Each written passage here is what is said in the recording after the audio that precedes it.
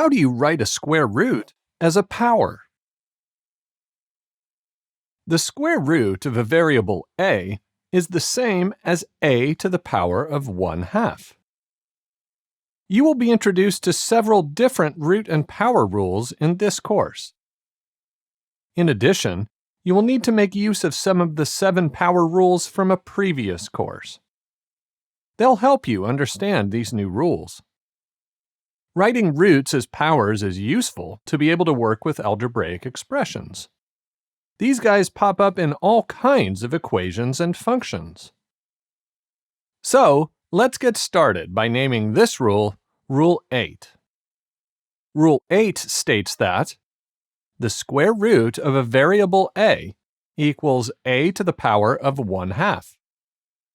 Here's an example to explore before you look into why this rule works. Write the square root of b as a power. The square root of b equals b to the power of 1/2. But why is this true? To understand this, you first have to think about what it means to find the square root of something. The square root of 9 is equal to 3, because 3 squared is equal to 3 times 3, which is 9. Squaring a number and finding the square root are two sides of the same mathematical coin. They are opposite operations, just like plus and minus, or multiplication and division. And they're opposite operations because one operation undoes what the other one does. So, when you take the square root of a number, you undo the squaring of the number. The key to understanding all this is to focus on the exponent. For instance, when you square the number 3, you raise it to the second power. That gives you 9. So, what can you do to undo that squaring? In this case, you get back to 3. To undo the squaring, you need to change the exponent from 2 to 1. Well, if you multiply 2 by 1/2, you get 1. So if you think about 3 to the power of 2 equals 9 as an equation, you will be able to maneuver backwards. In order to multiply 2 by 1/2, you raise both sides of the equation to the power of 1/2. You then use Rule 7 and multiply the exponents. On the left-hand side, you have 3 to the power of 2 times 1/2. On the right-hand side, you have 9 to the power 1 times 1/2. Remember, there is always an invisible exponent 1 whenever you don't see one written. This leaves you with 3 equals 9 to the power of 1/2. So, how do you know that 9 to the power of 1/2 equals the square root of 9?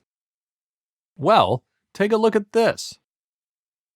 You know from before that the square root of 9 equals 3, because the square root tells you to find the number that multiplied by itself equals the radicand. And you know that 9 to the power of 1/2 can be written as the quantity 3 to the power of 2 to the power of 1/2, which is 3 to the power of 2 times 1/2, which equals 3. This wasn't a mathematical proof, just an example.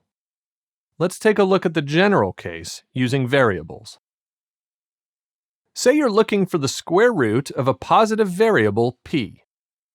It's important that p is positive, because when working with real numbers, you can't find the square root of a negative number. Let's assume that p equals q squared. How can you show that p to the power of 1/2 equals q? This is an equation, so you can raise both sides to the power 1/2. That gives you p to the power of 1/2 equals the quantity q squared to the power of 1/2.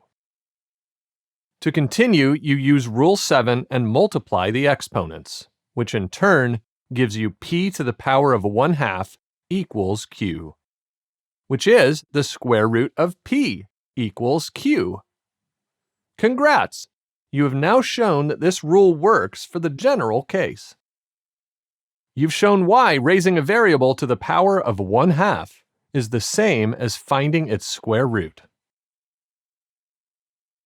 The square root of a is the same as a to the power of 1/2.